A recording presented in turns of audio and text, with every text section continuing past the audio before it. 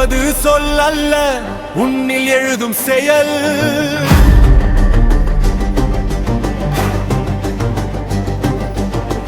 மக்கள் எழுந்தால் அதுவே வரலாறு எழுதும் புயல்.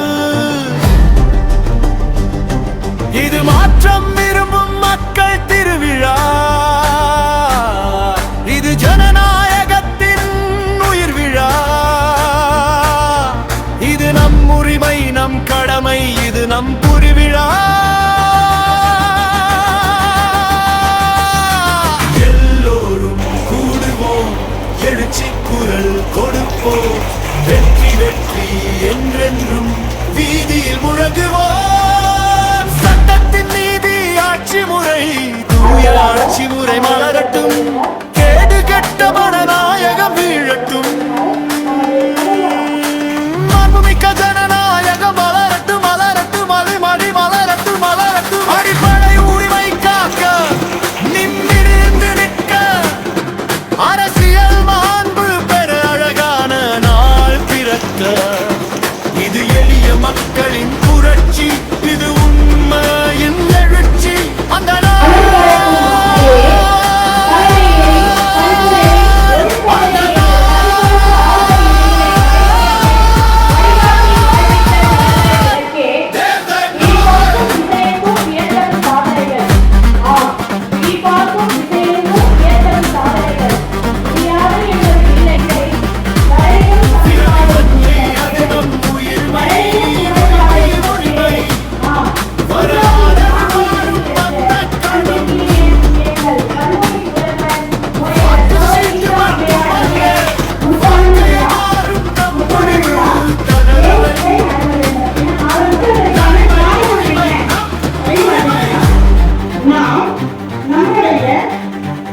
மொழியை மறந்தாலும் நம்மால் மறக்கடிக்கப்பட்டாலும் யாரோ ஒருநாள் நம் மொழியை ஒன்றில்லாமல் செய்தாலும் நாம் அடையாள மற்றவர்களால்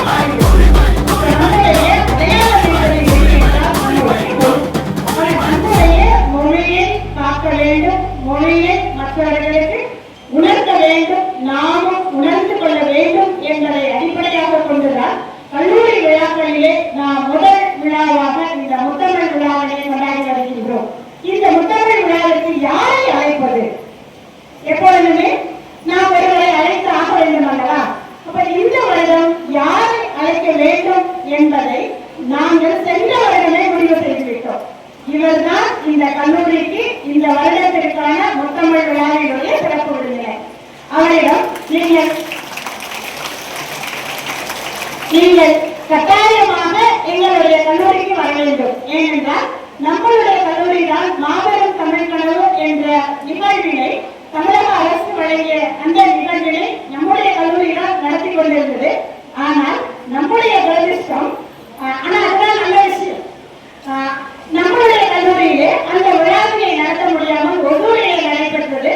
அப்போ ஒசூரிலே நடைபெறுகின்ற போது உங்களுடைய பேச்சை உங்களை என் பிள்ளைகள் அறிந்து கொள்ள வேண்டும், என் பிள்ளைகள் அறிந்து கொள்ள வேண்டும் என்று என் பிள்ளைக்கு நான் கட்டளையிட்டேன். ஏனென்றால் அவருடைய தாயம்மா நான். உங்களுக்கு புரியவே நினைக்கிறேன். அவர் என்னுடைய பிள்ளை, என்னை அவர் அழைப்பது தாயம்மா. அன்றைக்கு நான் சொன்னேன், இந்த மாதிரி இந்த நிகழ்வுக்கு நீங்கள் தான் வர வேண்டும் என்று சொன்னவுடன் எனக்கு நிறைய பேரை கூப்பிடணும் மனசுல யோசித்தது உண்டு. எப்பொழுதுமே நான் வந்துட்டு சில பேர்கிட்ட கூப்பிடுறதுக்கு கொஞ்சம் தயக்கம் வரும். ஏன்னா நிறைய பேர் இன்னைக்கு மொழி ஆற்றல் உடையவர்கள், மொழியை திறம்பட பேசக்கூடியவர்கள் எல்லாம் அது வணிக நோக்கிலே எடுத்து சென்று விட்டார்கள். ஆனால் கிட்டத்தட்ட திரைப்படத்துறையிலே 250 பாடல்களுக்கு மேல் பாடி சென்னையில் இதுவரை தனக்கென ஒரு வீடு இல்லாத பெருமகன், இதுவரைக்கும் ஒரு வீடு கிடையாது. அதோட இந்த சிறந்த திரைப்பட பாடலாசிரியர் அப்படின்னு தமிழ்நாடு அரசு விருதும் தொகையும் வழங்குகின்றது. அது பெருந்தொகை. அந்த பெருந்தொகையை பெற்ற கையோடு இது தமிழ்நாட்டினுடைய கொரோனா நிதியாக வைத்துக் கொள்ளுங்கள் என்று கொடுத்த பெருந்தொகையாகும். அதே மாதிரி மேலை நாடுகளில்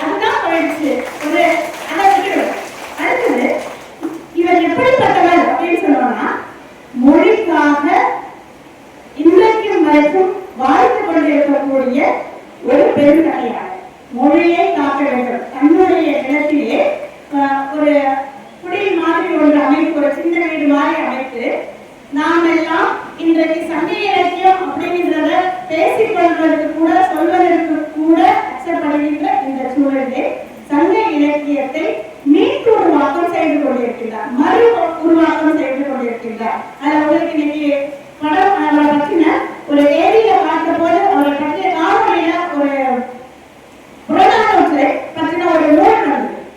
அந்த புறநானூறு என்பதை நான் வரைக்கும் என்னுடைய பிள்ளைகளுக்கும் நான் உண்மையிலேயே அந்த நூலை படிச்சதுக்கு அப்புறம் வருத்தப்பட்டேன். ஏன் பிள்ளைங்களுக்கு நான் சொன்ன போது சொல்றேன், ஏன் பிள்ளைங்களுக்கு நான் இதுவரைக்கும் தப்பாவே பாடம் நடத்திருக்கிறேன்.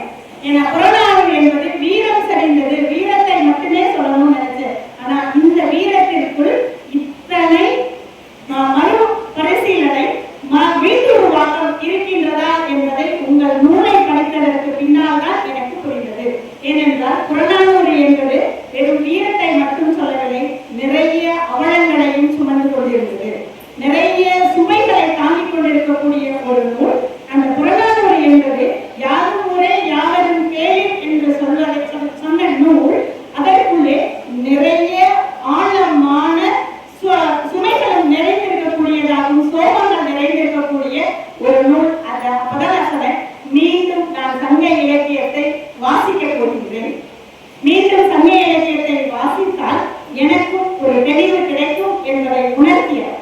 அதோட மட்டுமல்ல, அவர் சங்க இலக்கியத்தை வாசிக்க நிறைய பேசுவாங்க பற்றி.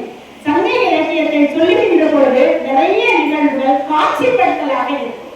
நேரா சொல்லி போற மாதிரி கிடையாது. உங்களுக்கு வகுப்புல பாடம் நடத்தியிருப்போம், சில நேரங்களில் உங்களுக்கு நாடகத்திற்காக வேணா நம்ம சொல்லியிருப்போம். ஆனால் அவருடைய ஒவ்வொருவரையும் காட்சிப்படுத்தலோடு அமையக்கூடியதாக அமையக்கூடிய பேராற்றலுடைய ஒரு மாமனிதர். எல்லாமே மொழிக்காக, மொழியினுடைய உணர்விற்காக தான் வாழ்கின்ற காலத்திலே நம்முடைய குடும்பத்திற்கு எவ்வளவு பெருமைகளை சேர்த்து கொடுக்கும், எவ்வளவு பெருமைகளை விட எவ்வளவு பொருளை சேர்த்து கொடுக்கும் என்பதை விட என்னுடைய நூல்கள் எல்லாம் எனக்கு பின்னால் தான் உங்களுக்கு பொருளீட்டி தரும் தமிழ் கடவுளை அறிமுகப்படுத்திய தமிழினுடைய கடவுள் முருகன் தான் என்பதை இந்த உலகத்திற்கு ஆய்வு செய்து அறிமுகப்படுத்தியவர் கொற்றவையாக சொல்லுகின்றேன். அவரை மீண்டும் நம் கல்லூரியின் சார்பாக வருகிறவர்கள். ஏனென்றால் அந்த பெயரும் அவர் எனக்கு வைத்த பெயர். கொற்றவை என்பதும் அவர் எனக்கு வைத்துள்ள பெயர். நான் உங்களுடைய பிள்ளை என்று சொல்லி வைத்திருக்கின்ற அவரை நம் கல்லூரியின் சார்பாக வரவேற்கின்றேன். மொபைல் போன் வச்சிருக்கீங்களா? எல்லா இடத்துலயும் உங்களோட திரைபேசி வச்சிருக்கீங்களா? அப்படின்னா தெரியாது. மொபைல் வச்சிருக்கீங்களா? யூடியூப் வச்சிருக்கீங்களா?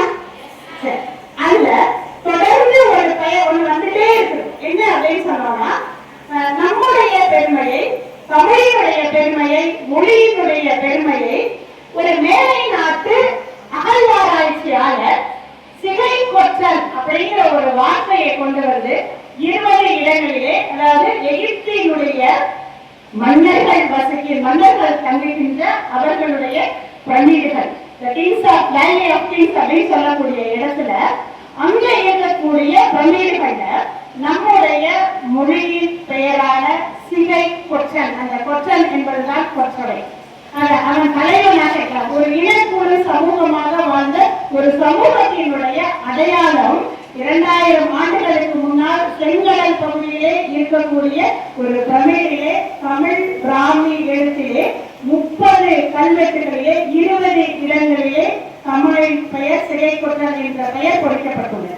அது ஒரு இடம் 2 இடம் அல்ல, எங்க வேணாலும். அதாவது அந்த வார்த்தை என்பது உள்ளே செல்லுகின்றவர்கள் பார்த்தவுடன் நாம் நம்ம மாற்றி சென்று விடக்கூடாது என்பதற்காக பார்த்தேன், அந்த சிகை கொற்றனை பார்த்தேன் என்ற வார்த்தை வலதுபுறமும் இருக்கிறது, இடதுபுறமும் இருக்கிறது, மேல் சுவற்றிலும் இருக்கிறது. இப்படி கிட்டத்தட்ட ஒரு 20 இடங்களிலே இருக்கின்ற பெருமையை இது நம் தமிழன் சொன்னால் அதை எப்படி ஏற்றுவார்கள்? ஆனால் மேலை நாட்டிலே இருந்த அகழ்வாராய்ச்சியாளர்கள் ஐரோப்பியர்கள் சொன்னவுடன் சொல்லி இருக்கின்றார்கள். இதை தயவு செய்து மாணவிகளாகிய நீங்கள் இன்றைக்கு சென்று நம்முடைய மொழியின் பெருமையை அறிந்து கொள்ளுங்கள்.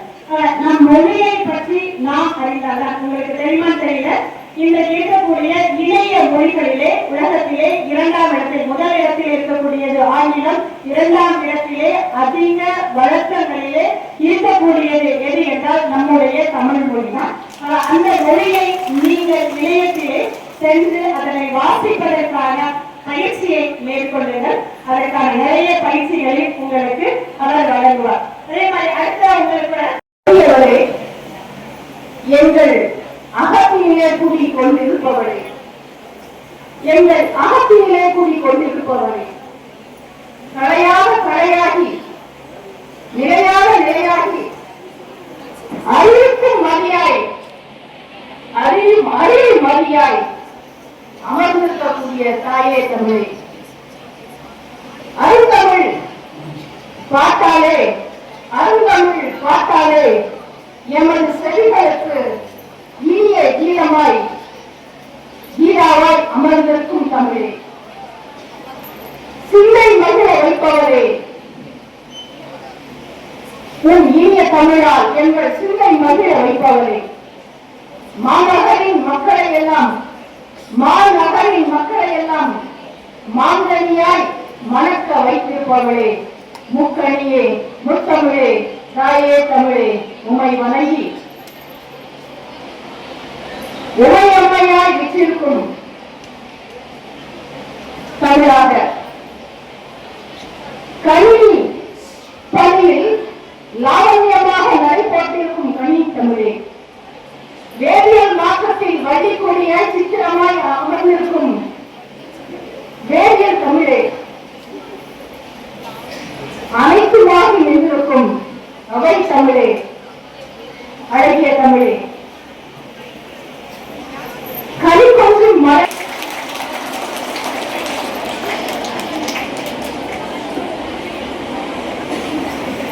கல்லூரிக்கு வந்தாலே எனக்கு தாய் வீட்டிற்கு வந்தது போல் ஒரு உணர்வு. மகளை சகோதரியை எப்படியெல்லாம் தாளாட்டி சீராட்டி பாராட்டி சோறுட்டி நல்ல நடையழகு வந்த உடையழகு சிங்கார சடையழகு என்று சீவி முடித்து சாதல் சாதல் இது பாரதி, அவன் மகாகவி. ஆனால் படிக்காத கை நாட்டு அம்மா அந்த மகாகவியை வென்றிருக்கிறார் தெரியுமா உங்களுக்கு? அது திரைப்பட பாடலாக வந்திருக்கிறது, வானமாமனுடைய தொகுப்பிலும் இருக்கிறது. என்ன தெரியுமா? மகாகவி காதல் காதல் காதல் என்று சொல்வதற்கு அதுக்கு என்ன பொருள்? ஐ லவ் யூ, அவ்வளவுதானே. அதுக்கு படிக்காத என்னுடைய பாமர தமிழச்சு ஆசை வச்சேன் உன் மேல. என்ன சொன்ன? பாரதி சொன்னா காதல் காதல் காதல், அதுக்கு அம்மா குறிச்சு ஆசை வச்சேன் உன் மேல அப்படின்னு. அதுக்கடுத்து அவன் சொன்ன காதல் போய், அவன் இன்னைக்கு அப்படி இல்லை, காதல் போய் மறுபடியும் காதல் காதல். சிரிக்காதீங்க, அவ்வளவுதான் யதார்த்தம். யாரும் யாருக்காகவும் எழுதப்பட்ட நிரந்தரங்கள் அல்ல என்ற வாழ்க்கையின் யதார்த்தத்தை உணர்ந்து கொண்டு வாழ வேண்டும். புனிதம் என்று சொல்லி நம்மை நாமே வாழ்க்கையை இடறிவிட்டுக் கொண்டு விழுந்து வாழ்க்கையை இழந்துவிடக் கூடாது என்பதற்காக இதனை சொல்கிறேன். பாட்டி என்ன சொன்ன? அடுத்த போய் நான் அம்மி வச்சிருக்கேன்டா, அம்மி மேல ஒரு குழவி வச்சிருக்கேன்டா, ஒரு விதையை நட்டிருக்கேன்டா, அது வளர்ந்து பச்சை பச்சையா இலை விட்டு மஞ்சள் மஞ்சளா பூ போட்டு பச்சை பச்சையா காய் காய்ச்சி வச்சிருக்கிறா. நம்ம காதலுக்கு என்னென்னலாம் தடையா வரும்? சாதி தடையா வரும், மதம் தடையா வரும், வர்க்கம் கூட தடையா வரும்.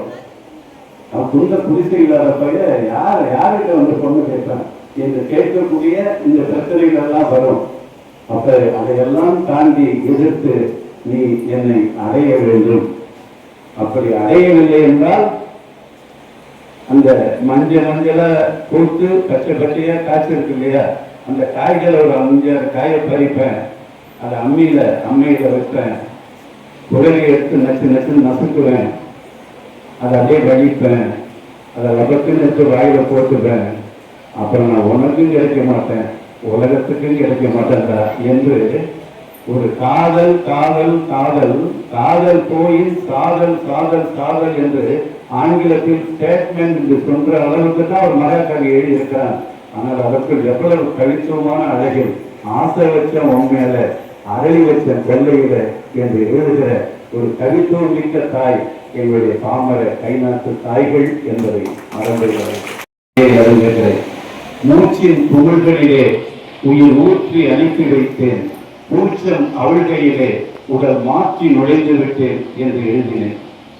அந்த பாடலை அறிகிறன் அவர்களும் சாதனா சட்டம் அவர்களும் மும்பையில் இருந்து வானூர்தியில் ஒரு வணிக இருக்கையில், அது தொகை பெருசு, அதில் வந்து ஒரு 5 மில்லியன் விடுதியில் தங்கி அங்கிருந்து ஏஆர் ரகுமானுடைய பதிவகத்திற்குள் வந்து அவர்கள் பாடத் தொடங்கிய நேரம் இரவு 8:30 மணி.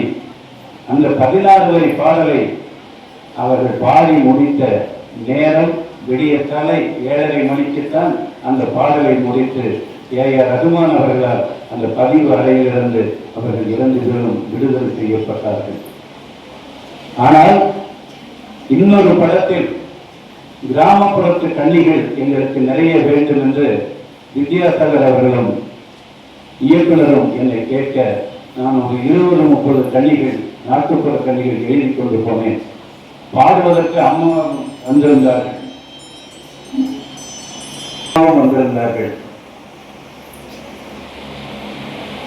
இந்த பாடலாம் வேண்டாம், கடைசியா ஒரே ஒரு பாட்டு, ஒரு 10 வரி பாட்டு அம்மா பாடினா போதும், அதை நாளைக்கு நீங்க எழுதிட்டு வாங்க, அம்மாவை இன்னைக்கு கொண்டு போய் விடுதியில் தங்க வைங்க, நாளைக்கு அழைச்சிட்டு வந்து அம்மா பாடட்டும், அப்புறம் அனுப்பலாம்னாங்க. நான் சொன்னேன் 10 வரி பாட்டு தானே, நான் 10 நிமிடத்துல எழுதிடுறேன் என்று சொன்னேன். ஏன் சொன்னேன்? நடவு நட்ட அம்மாவுக்கு மகனாக பிறந்தேன், அதனால் சொன்னேன். எழுதுறீங்களான்னு 2 பேருமே கேட்டாங்க. எழுதிடுவேன்னு சொன்னேன். அவங்க 2 பேரும் தேதியை குடிக்க வெளியே போய்விட்டார்கள். அம்மா அமர்ந்திருக்கிறார்கள், நான் எழுதுகிறேன். எழுதி முடிச்சுவிட்டு அம்மா கிட்ட இந்தாமான்னு இருக்கிறேன். என்னப்பா அப்படிங்கிறாங்க. நீங்க பாட வேண்டிய பாட்டுமா அப்படிங்கிறேன். எனக்கு படிக்க தெரியாதுப்பா அப்படிங்கிறேன். பாமரத்தாய், கைநாட்டு தாய், படிக்க தெரியாதுப்பாங்கிறாங்க. என்னம்மா செய்யறது அப்படின்ற. நீ ஒரு தடவை படி, படித்தேன். இன்னொரு தடவை படி, படித்தேன், போதுப்பா அப்படின்ட்டாங்க. இயக்குனரும் இசையமைப்பாளரும் உள்ளே வந்தாங்க. மதியம் எழுதிட்டீங்களா அப்படின்னு கேட்டாங்க. எழுதுனது மட்டும் இல்லை, அம்மா பாடுவதற்கும் தயாராக இருக்கிறார்கள் என்று சொன்னேன். எங்கம்மா பாடுங்க அப்படின்னாங்க. நீங்க கேட்டீங்களா? ஏசிங்கம் போல, அவ்வளவுதான், உள்ள போங்க அப்படின்னாரு. எந்த இசைக்கருவிகளும் வாசிக்கவே இல்லை. அந்த அம்மாவை உள்ள போனாங்க. இதை போல இதில் நிற்க வச்சு அம்மாவை போல பாட சொன்னாங்க. அந்த அம்மா பாடினாங்க. பாடி முடிச்ச உடனே போதும் தான், வெளியில வாங்கினாங்க. ஒரு படிக்காத பாமரை என் மதுரை யாரு, பறவை முனியம்மா என்ற தாய் 11 மணி நேரம் 10 மணி நேரம் இசை இலக்கணம் தெரிந்தவர்கள் பாடுகிற ஒரு திரை இசை பாட்டை 10 நிமிடத்தில் பாடி முடித்தார் என் பாமரத்தாய். யாரு? பறவை முனியம்மா என்ற தாய். அதனால நீங்களும் உங்களுக்கு என்ன சொல்லிக்கிறேன், இதனால படிக்காத அம்மாக்களை நீங்கள் கொஞ்சம் கீழாக நினைத்து விடாதீர்கள். அவர்கள் அத்தனை பேரும் நடமாடும் நூலகங்கள் என்பதை மறந்துவிடார்கள். அவருக்குள் நம்மிடம் இருக்கிற தமிழை விட அவர்களிடம் தமிழ் இருக்கிறது. நாம் நைட்டு என்ன டிஃபன் என்று கேட்கிறோம், ஆனால் அந்த படிக்காத பாமர தமிழச்சிகள் பசி அடிப்பீங்களா கண்ணு என்று கேட்கக்கூடிய தமிழை அவர்கள் தான் வைத்திருக்கிறார்கள். எனவே படிக்காத 60 வேணுமா,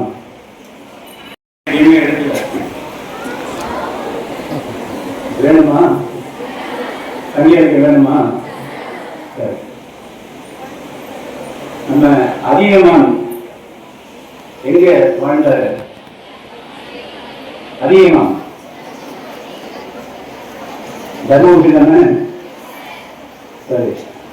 அந்த அதிகமானுடைய 3000 ஆண்டுகளுக்கு முன்னால் ஒரு ஆணும் பெண்ணும் நட்பாக வாழ்ந்த கதை உங்கள் மண்ணின் கதை. ஒரு ஆணும் பெண்ணும் நட்பாக வாழ்ந்த வரலாறு நம்முடைய அதியன் அவ்வை வரலாறு. அப்ப அந்த அதியன் அந்த அவ்வையிடம் கண் கொடுக்கிறான். ஒரு ஆணும், யாரு? மன்னன். அவள் ஒரு தமிழ் புலமை உள்ளவள். கால் மேல் கால் போட்டுக் கொண்டு 2 பேரும் ஐயா நீங்க விட்டு என்று கேட்ட பெண் அவள் அதுக்காக உங்களை கண்டுபிடிக்க சொல்லல. ஆனா ஒரு மன்னனுக்கு முன்னால் கால் போட்டுக் கொண்டு இன்னும் என்ன சொல்ற அந்த ஊர்ல எடு என்று சொன்ன தமிழச்சி யாரு? அவ்வை. அதை தூண் விழுந்து ருத்ராட்சம் மாலை போட்ட அந்த கிழவி இல்லை என் அரியன் பக்கத்தில் அமர்ந்த அவ்வை. அவள் நிமிர்ந்த நன்னடை, நேர் கொண்ட பார்வை, பாரதி சொன்ன, பாரதிதாசன் சொன்ன அந்த முதுகெலும் உள்ள ஒரு பெண் யாரு? அவ்வை. இளையவள், மன்னனுக்கு நேர் வயதை ஒத்தவள். ஆனால் அந்த மன்னன் மீது அவள் காமம் வைக்கவில்லை, காதல் வைக்கவில்லை. 3000 ஆண்டுகளுக்கு முன்னால் என் தமிழ் புலவி ஒரு மன்னனோடு நட்பு வைத்திருந்தால் என்கின்ற ஒரு உயர்ந்த மண் நம்முடைய அதிகமான மண். நேற்று ஏபி நாகராஜன் அவருடைய தாலாட்டு நாள். அவர் எழுதிய திருவிளையாடல் பார்த்திருப்பீர்கள். நெற்றிக்கண்ணை காட்டிலும் குற்றம் குற்றமே என்று நீங்கள் கேட்டிருப்பீர்கள். ஆனால் உங்களிடத்தில் ஒரு உண்மையை மட்டும் சொல்லுகிறேன். அவ்வை, அதியமான், நெல்லிக்கனி வரலாறு. முருகன், அவ்வை, நாவல் பழம், சுத்தப்பழம் வேணுமா சுடாத பழம் வேணுமா என்பதெல்லாம் தமிழர்களுடைய மூளைக்குள் மூட நம்பிக்கைகளால் சுத்தப்பழங்கள். நம்முடைய அறியாமையில் அது இன்னும் விளையாடி கொண்டிருக்கிறது. அது திருவிளையாடல் அல்ல, திருட்டு விளையாடல்.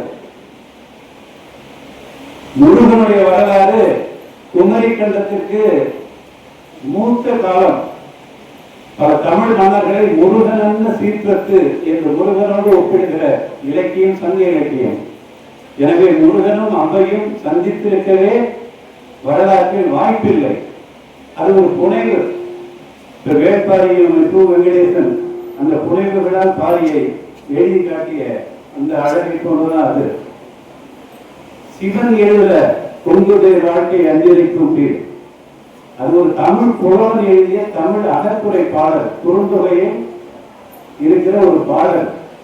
அதை வைத்துக் கொண்டு ஒரு புனைவு செய்து அதை ஒரு கதையாக்கி, அது நாகேஸ்வரி ஒரு சிறந்த நடிகனால், ஏபி நாகராஜன் என்பவருடைய ஒரு மிக சிறந்த தமிழால் அது நமக்குள் என்ன விதைத்திருக்கிறது?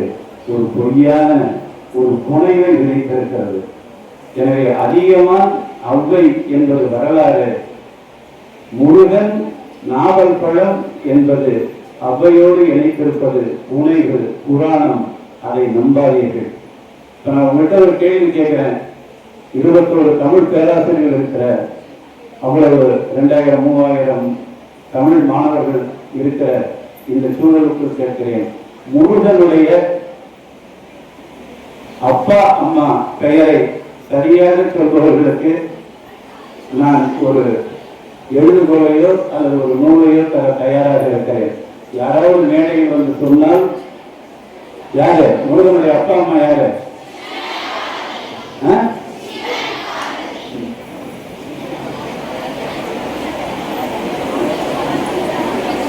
உங்களெல்லாம் அந்த தமிழச்சிகளை மாற்றி அதுக்கு பிறகு தமிழ் தேசியத்தை கொண்டு வந்து அதை கொடியேற்றி அம்மா வரிகளெல்லாம் கொடுத்துருந்து உங்களுக்கு தான் பாடம் எடுக்க வைக்கணும். முருகனுக்கு சங்க இலக்கியத்தில் அப்பா பெயர் சொல்லப்படவில்லை. தாய் தெய்வ என கார்த்திகையா இல்ல சொல்ற நேரம் ஆயிட்டு சொல்றேன். முருகனுடைய அம்மா பெயராக சங்க இலக்கியத்தில் சொல்லப்படுவது கொற்றவை. கொற்றவை என்கிற தாய் தெய்வத்திற்கு பிறந்த மகன் முருகன் என்ற வரலாறு தான் இருக்கிறது. அதே போல அந்த முருகன் எதன் மீது ஏறி வந்தார்? மயில் மீது. அதையும் மறந்துடுங்க. அவன் ஒரு தமிழன், ஒரு தமிழ் மலையை ஆண்டவன், மலை சேர்ந்தவன். அவன் எதுல வருவான்? யானை மேல் வந்தான். பிணிமுக ஊர்தி என்று யானைக்கு சங்க இலக்கியத்தில் சொல்லப்பட்டிருக்கிறது. அந்த பிணிமுகம் என்றால் யானை. நீங்க கைபேசியில் பார்க்கணும். பிணிமுகம் என்ற அந்த சொல்லை போட்டு அதுக்கு என்ன பொருள் என்று பார்க்கணும். பிணிமுக ஊர்தியில் முருகன் வந்தான். புரியுதா? இதுக்கு மேல அதுக்குள்ள போனா நீங்க தோற்று போயிடுவீங்க. ஒரு எண்ணென்ற ஏனை எழுத்தென்ற இவ்விரண்டும் படிக்கும் மாணவர்களுக்கு வள்ளுவன் சொல்லல.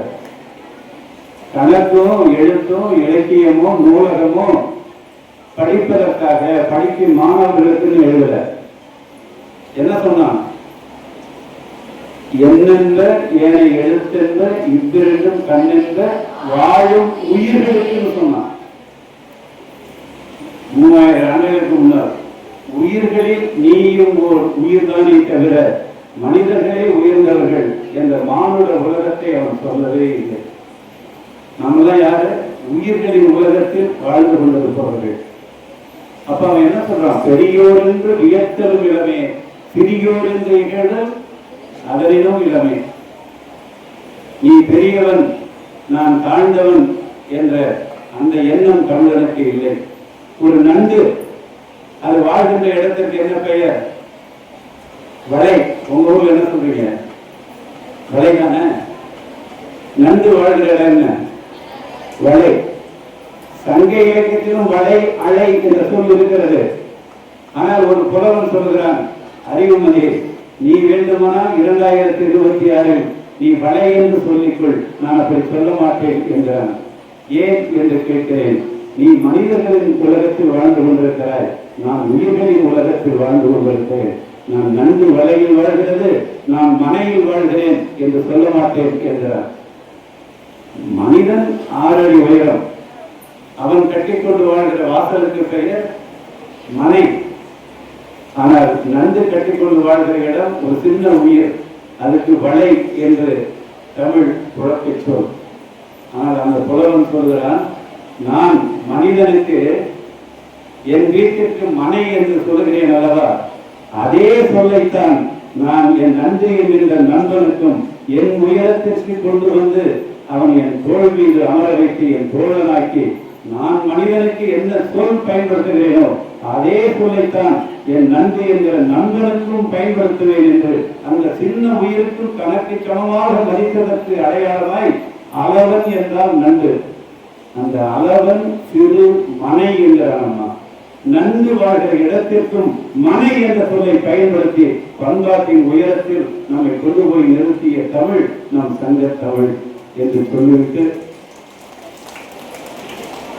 சில கவிதைகளை மட்டும் சொல்லிவிட்டு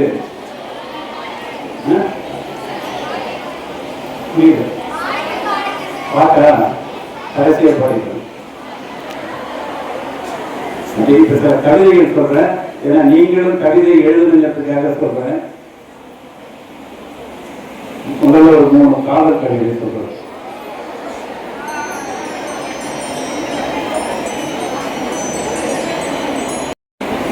என்னை எல்லோருக்கும் பிடித்திருக்கிறது, என்னை எல்லோருக்கும் பிடித்திருக்கிறது, அவனையும் எல்லோருக்கும் பிடித்திருக்கிறது.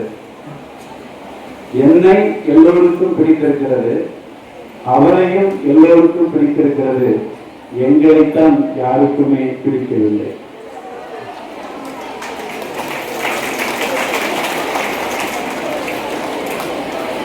ஒரு வழியில்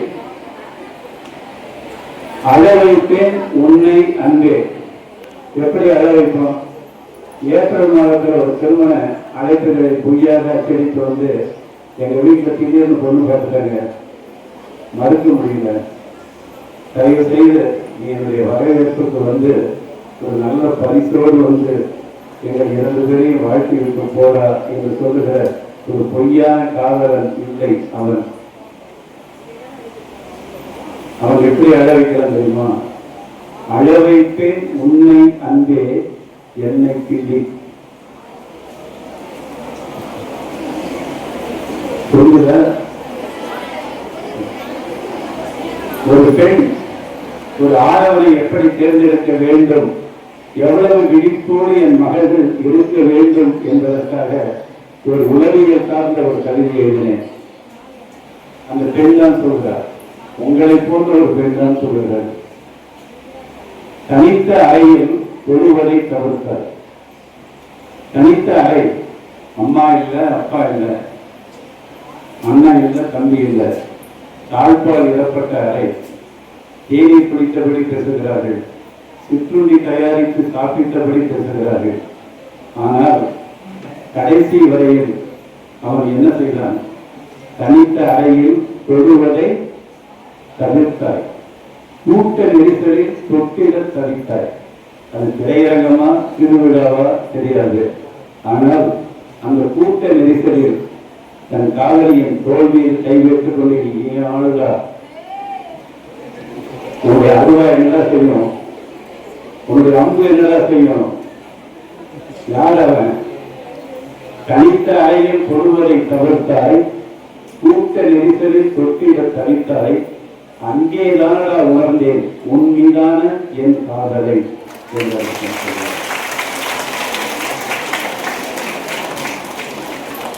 சரி, இந்த ஹைக்கூ சொல்றேன், அது ஜப்பானிய ஹைக்கூக்கள். அதில் நான் எழுதிய 2 ஹைக்கூக்களை உங்களிடம் சொல்கிறேன். இன்னைக்கு ராத்திரியே போய் நீங்க எழுதணும். ஏன்னா இந்த கிருஷ்ணகிரி வட்டாரம் இயற்கை சூழ்ந்த வட்டாரம். ஒசூர் எனக்கு ரொம்ப பிடிச்ச இயற்கை சூழ்ந்த இடம். ஒரு குளம் அமைதியாக இருக்கிறது. அந்த குளத்தின் கரையில் நான் இருக்கிறேன். குளம் அமைதியாக இருக்கிறது, நான் மனிதனாக நிற்கிறேன். குளம் அமைதியாக இருந்தால் நான் என்ன செய்வேன்? நீங்க என்ன செய்வீங்க? இது மனித இயல்பு. நமக்கு முன்னாடி ஒருத்தவங்க அமைதியா இருந்தா அது நமக்கு பிடிக்காது. நானும் கல்லைத்தான் தேடினேன், ஒரு சராசரி மனிதனாக உங்களுக்கு போல. அது இடது பக்கமாக பார்த்தேன். யாரோ தண்ணீர் எடுக்க வந்த ஒரு மகளின் கையில் அணிந்திருந்த கண்ணாடி வளையல்கள் உடைந்து துண்டு துண்டாக கிடந்தன. நான் என்ன செஞ்சேன்? அதை இடது பக்கமா புரிஞ்சு அதில் ஒரு 5-6 வளையல் துண்டுகளை எடுத்து கையில் வைத்துக் கொண்டேன். அதிலிருந்து ஒரு உடைந்த வளையல் துண்டை எடுத்து குளத்தில் கல்லால் செய்ய வேண்டியதை உடைந்த வளையல் துண்டால் செய்தேன். அது போட்டல்ல, போட்ட உடனே சராசரி மனிதன் கவிஞனாக மாறிவிட்டேன். ஒரு ஹைக்கூ கவிஞனாக மாறிவிட்டேன். எப்படி தெரியுமா? முதல் வரி, 2வது வரி, 3வது வரி, அதுதான் ஹைக்கூ. உடைந்த வளையல் துண்டு நான் எடுத்து கை வச்சிருந்தானே. உடைந்த வளையல் துண்டு குளத்தில் எரிந்தேன், அடரே எத்தனை வளையல்கள்.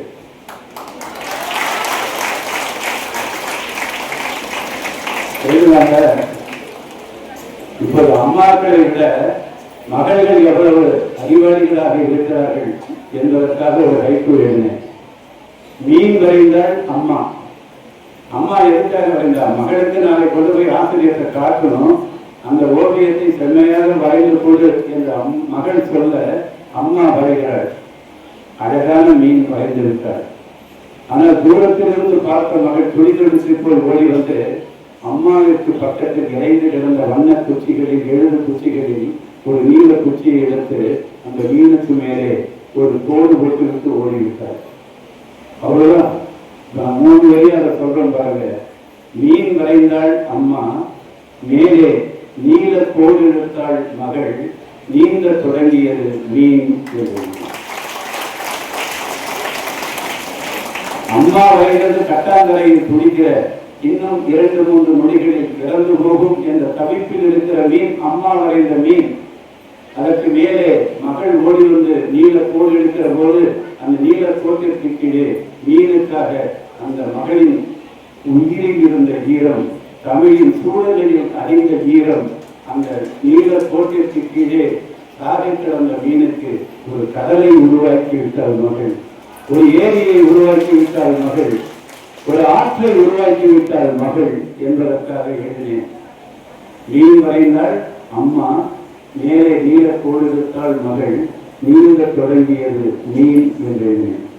சரி, நட்பு காலம் என்ற நூல் எழுதியிருக்கிறேன். பேராசிரியர் வகுப்பில் சில கவிதைகளை சொல்லி இருக்கலாம். இருந்தாலும் என்னுடைய குரலில் நீங்கள் கேட்டு மகிழ சில நட்பு கால கவிதைகளை தருகிறேன். பேருந்து நிறுத்தத்திற்கு சற்று தள்ளி நின்று பேசுகிறவர்கள் காதலர்கள். பேருந்து நிறுத்தத்திலிருந்து சற்று தள்ளி நின்று பேசுகிறவர்கள் காதலர்கள். பேருந்து நிறுத்தத்திலேயே என்று பேசுகிறவர்கள் நண்பர்கள்.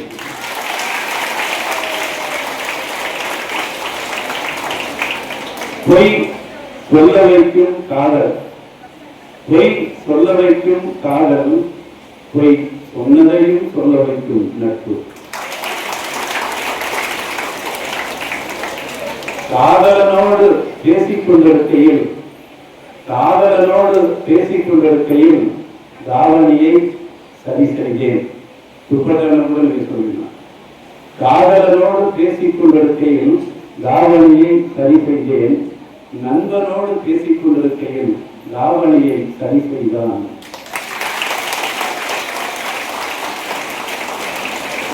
காதலனுக்கு தொடுவதற்கு அனுமதி இல்லை, நண்பனுக்கு தொடுவதற்கு அனுமதி உண்டு. ஏனென்றால் அவன் வள்ளுவம் தெரிந்தவன், முகத்தை இழந்த போல என்று தோழியின் மானத்தை காப்பதற்காகத்தான் நண்பன் தொடுவான் என்பதற்கான ஒரு தமிழ் பண்பாட்டு விதிய நட்பின் அடையாளம் அது. என் வீட்டிற்கு 2 தெருக்கள் தள்ளிதான் மகளிர் கல்லூரி. ஏன் உங்க கல்லூரியில் கூட வச்சுக்கல, நான் தோகத்தோட வந்திருக்கிறேன், அதை இன்னும் சொல்லுங்க. உங்களுக்கு என் வீட்டிற்கு 2 தெருக்கள் தள்ளிதான் மகளிர் கல்லூரி. ஆனாலும் என் அப்பா என்னை 2 மணி நேர பேருந்து பயணத்தில் அழைத்து வந்து ஆண்கள் பெண்கள் இணைந்து படிக்கிற கல்லூரியில் என்னை மாணவியாக சேர்த்துவிட்டு மகிழ்வோடு திரும்பிக் கொண்டிருக்கிறார் என்று. ஏன் தெரியுமா? எனக்கு இந்த ஆண்கள் கல்லூரி இங்கே கீதாமா, அங்கே ஆண்கள் கல்லூரியில் ஸ்ரீ நேசன், இங்கே மகளிர் கல்லூரியில் கீதா என்று இருப்பது எனக்கு சம்மதம் இல்லை. இன்னும் ஒரு 10 ஆண்டுகளுக்குள்ளாவது இந்த ஆண்கள் கல்லூரியும் பெண்கள் கல்லூரியும் ஒரே கல்லூரியாக, இந்த ஆண்களும் பெண்களும் இணைந்து படிக்கின்ற கல்லூரியாக மாறுகிற போதுதான் என் அன்பான மகள்களே, நீங்களும் ஆண்களும் பால் வேறுபாடற்று உளவியல் சிக்கலற்று நீங்கள் நண்பர்களாக பழகுகிற வாய்ப்பு, ஆண்கள் பெண்கள் இணைந்து படிக்க அந்த வாய்ப்பு பிள்ளையாய் பாரதி ராசன் பிள்ளையார் நான் உங்களிடம் இதை விதைக்கிறேன். தப்பாது. சரி, நட்பு காலத்தில் ஒரு அம்மா கேட்கிறாங்க, அண்ணனை விடவாட வசதி உன் நண்பன். அம்மா கேட்கிறாங்க, அண்ணனை விடவா வசதி உன் நண்பன். உங்க அம்மாக்கள் கேட்டிருக்கலாம். பல அம்மாக்கள் எதுக்கு அவளை பேசிட்டு இருக்க என்று கேட்கிற அம்மாக்கள் அதிகம்தான். ஆனால் அந்த அம்மாக்களையும் இவன் என் நண்பன் என்று வீட்டிற்கு அழைத்து போய் சோறு போடம்மா, இவன் என் நண்பன் என்று சொல்வதற்கு என் கடமை உங்களுக்கு. அண்ணனை விடவா உசத்தி என்று கேட்டால் அம்மா உன்னை விடவும் என்றேன் நான். திருமணத்திற்கு பிறகும் இந்த நட்பு தொடர வேண்டும் என்பதற்காக 2 கவிதைகள் எழுதினேன். கணவன் வந்திருக்கிற பிறகு நட்பு தொடரலாமா என்று கேட்பீர்கள். தொடர வேண்டும், அதுதான் நட்பு. அந்த பெண் சொல்லுறாங்க, திருமணத்திற்கு பிறகு எனக்கு குழந்தை பிறந்த செய்தி கேட்டு ஓடோடி வந்த கணவன் குழந்தையின் முகத்தை பார்த்தான். அவனுக்கு அப்பனை போல இருக்க, அம்மாவை போல இருக்கிறார், யார அதை தேடுகிற அந்த தேடல் மட்டும்தான் கணவனுக்கு. அந்த பெண் அந்த கவிதையை இப்படி முடிக்கிறார்கள், எனக்கு குழந்தை பிறந்த செய்தி கேட்டு ஓடோடி வந்த கணவன் குழந்தையின் முகத்தை பார்த்தான். நண்பா, நீ என் முகத்தை பார்த்த அந்த பிறந்த வேதனையில், அந்த வரியில் நீ துருக்கி விட்டாயா தோழி என்று 1000 தாய்மையோடு நலம் விசாரிக்கிற பண்பாடு நட்புக்கு மட்டுமே உண்டு. அதையே இன்னும் 2 வரையில் சுந்தரக்காட்சி எழுதினேன். தமிழ் நீங்க சுந்தரக்காட்ச அது அவ்வளவு செழிப்பான கவிதைகளை தரும். அம்மா சிவகாமி அவர்கள் நீங்க சொல்லுகிற போதும் நீங்கள் அதை முடிக்கிற போது கை தட்டினீர்களே, அதெல்லாம் தமிழினுடைய ஒரு தனித்துவ ஆளுமையுடைய சிறப்பு. என்ன எழுத தெரியுமா? 2 வரி.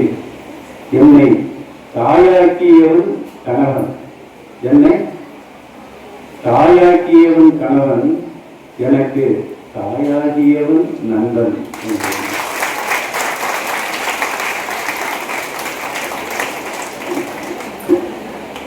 ஸ்ரீநேசன் மிகச்சிறந்த கவிஞர், நம்ம ஆடவர் கல்லூரியில் தமிழ் துறையில் இருக்கிறார். அவருடைய ஒரு கவிதையை படித்து கருதுகிறேன். தன்னை பற்றித்தான் அவரும் எழுதுகிறார். நீ ஒரு பெண், சாதாரணமானவள் எனினும் இந்த பிரபஞ்சம் உன் கண்களில் இருந்தே தோற்றமளிக்கிறது. உன் இருப்பு ஒரு சிறு துகள் ஆயினும் இந்த வெளி உன் விரல் நுனிகளிலிருந்தே விரிகின்றது. நீ இசையின் ஒரு துடிப்பு மட்டுமே இருந்தும் எல்லாவித ஓசைகளும் உன் இருதயத்திலிருந்தே பெருகுகின்றன. மிக தாமதமாய் எதிர்கற்ற ஒரு உயிர் நீ. என் எல்லா சலனத்திற்கும் உன் உயிர்ப்பே ஆதாரமாய் இருக்கிறது என்று பெண்களுக்கான ஒரு மிகச்சிறந்த கல்வியை தந்த ஸ்ரீநேசன் இங்கே அமர்ந்திருப்பது நம் தமிழுக்கு கிடைத்த பெருமையாக கருதுகிறேன். கவித்துறையிலும் ஏராளமான கவிதைகளை நான் படித்தேன். அம்மாவுடைய முதல் கவிதையே பாரதியை பற்றிய ஒரு மிகச்சிறந்த அழகான கவிதை. நேரம் இல்லாத காரணத்தால் என் உரையை இப்போது முடித்துக் கொண்டு இப்போது முடித்துக. இப்ப நான் பாடுவதற்கு முன் உங்க அழ வைக்க போறேன். நீங்க அழ மாட்டீங்களா? சிரிக்க மட்டும்தான் செய்வீங்களா? என் தமிழ் உங்களுக்கு அழ வைக்கலன்னா உங்களை கேட்கணுங்க. சவாலா? நான் படிக்க நீங்க சிரிச்சுக்கிட்டே இருக்கணும். கடைசியா சிரிச்சுக்கிட்டே இருக்கணும். பேச போறது நான் இல்லை, ஒரு தாயின் வயிற்றில் வளர்ந்து கொண்டிருக்கிற 3 மாத குழந்தை உங்களிடம் பேச இருக்கிறது. இந்த குழந்தை பேசுமா? அமைதியா கேட்பீங்களா? பின்னால இருக்கிறவங்க கேட்பாங்களா? அமைதியா கேட்பீங்களா? இந்த அமைதி தான் அந்த குழந்தைக்கு இங்க கொடுக்கிற பரிசு.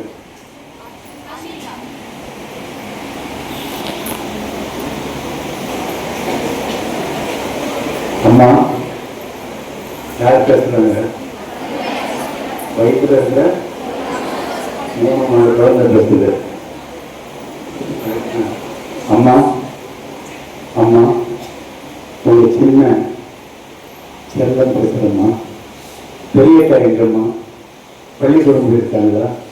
சின்னக்கா அவங்களுமா 2 பேருமே என் மேல எவ்வளவு அன்பா இருக்காங்க. நீங்க படுத்திருக்கும் போது அந்த 2 பேரும் எனக்காக உங்க வயிற்றுல முத்தம் கொடுக்கும் போது எவ்வளவு பூசு விட்டுறீங்கம்மா. அவங்க பரவாயில்லம்மா, இந்த அப்பா தான் மோசம். முத்தம் கொடுக்குறேன்னு சொல்லி ஈஸியாக புத்த எவ்வளவு வலிக்குது தெரியுமா. நான் வெளியில வந்ததும் முகம் முத்தம் உங்களுக்கு தாமா. 2வது சின்ன காலுக்கு, 3வது பெரிய காலுக்கு, கடைசியா தான் இந்த கம்பளி பூச்சி வீசு.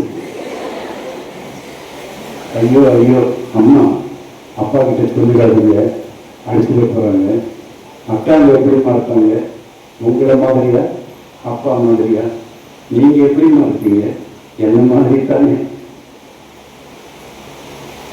உங்களெல்லாம் உடனே பார்க்கணும் போல ஆசையா இருக்குமா? ஆசையா இருக்குமா? எப்பமா உங்களை எல்லாம் பார்க்கலாம்? இன்னும் 7 மாசம் கழிச்சா? ஐயோ அவ்வளவு நாள் எப்படி தாங்குவேன்? மெதுவா உட்காருமா. கண்ணாடி புடுவைக்குள்ள மீன் மாதிரி உங்க வயிற்றுக்குள்ள நாங்க. என்னம்மா தொலைக்காட்சியா? ஏமா அதை போட்டதுமே ஒரே பொம்பளைகளோட அழுகு சத்தமா கேட்டுக்கிட்டே இருக்கு. நீங்க எதை மாற்றினாலும் அதேதான். ஐயோ ஐயோ ஏமா எதையும் சாப்பிட வாயில வச்சுட்டு சாப்பிடாம வச்சுட்டீங்க. எனக்காக சாப்பிட மாட்டேங்கிறீங்க. வேணாம்மா வேணாம், நீங்க சாப்பிடுங்க, நான் தாங்கிக்கிறேன். மற்ற பிள்ளைகள்லாம் உள்ளே இருக்கும்போது உழைப்பாங்கடாமே, நான் உழைக்க மாட்டேம்மா, நான் உழைக்கவே மாட்டேன். யாரோ கதவு தட்டுறாங்கம்மா, மெதுவா எழுதுறீங்க. யாரு? அப்பாவா? அப்பாவும் நீங்களும் எங்கம்மா படுத்துட்டீங்க? மருத்துவமனைக்கு. எனக்காகவா? எனக்கு என்ன, நான் நல்லா தானே இருக்கேன். என்னம்மா மருத்துவர் என்னென்னவோ கைவிட்டு வச்சு பார்க்குறாரு, பார்த்துட்டாரா? அப்பா பார்த்துட்டேன். உங்களுடைய இதய துடிப்பு ஒளியில மருத்துவர் என்ன பேசுறாருங்கிறது காதல சரியா விழணும். என்ன நான் என்ன குழந்தைன்னு தெரிஞ்சுக்கிட்டேன். நான் பெண் குழந்தையா? பெரியக்கா மாதிரி சின்னக்கா மாதிரி நானும் உங்களுக்கு செல்ல குழந்தை இல்லைம்மா. பார்த்துக்கிறேம்மா. வானம், பூமி, மரம், குயில் எல்லாத்தையும் ஒரே ஒரு முறை கடைசியா பார்த்து முடிஞ்சதும் கண்டிப்பாலோ பாலில் மெல்கலந்தோ புதங்கம்மா பிடிச்சிருங்க. எங்கம்மா போறீங்க? ஓ, எல்லாம் தயாராகிடுச்சா? மருத்துவரையா, என்னை சொல்ல நீங்க தயாராயிட்டீங்க. மருத்துவரையா, என்னை சொல்ல நீங்க தயாராயிட்டீங்க. பரவாயில்லையா, ஆனா ஒரே ஒரு வேண்டுதல். என்னை சொல்லும்போது என் அம்மாவுக்கு, என் ஆத்தா அம்மாவுக்கு என்னால எந்த ஒரு சின்ன வழியும் இல்லாமல் என்னை கொண்டுடுங்க ஐயா. அது போதும் எனக்கு, அது போதும். அம்மா அம்மா, அன்பு மகளே, உங்களுக்கு ஒற்றை பெண் குழந்தை இருந்தாலும் அதை வளர்த்து ஆளாக்குவோம் என்ற தாய்களாக நீங்கள் நாளை வாழ வேண்டும், வளர வேண்டும் என்று வாழ்த்தி, நான் ஆம்பூரில் வாழ்ந்து கொண்டிருந்த நேரத்தில் என் ஆண் தாயாக இருந்தவர் கவிக்கோ அப்துல் ரகுமான். அந்த காலகட்டத்தில் அங்கே சாதனை செய்கிற தொழிலாளர்களுக்கு ஒரு இடையூறு வந்த பொழுது 127 அந்த தொழிலாளர்கள் கைது செய்யப்பட்டார்கள். நானும் அவர்களோடு அந்த பேருந்தில் ஏறி புறப்பாடி என்ற வேலூரில் இருக்கிற சிறையில் நானும் அந்த தொழிலாளர்களோடு 27 நாட்கள் நான் சிறையில் இருந்தேன். அந்த சிறையில் இருந்தபோது நான் எழுதிய ஒரு பாடலை அம்மாவை போல் நான் உங்களுக்கு பரிசீலித்து விடைபெறுகிறேன்.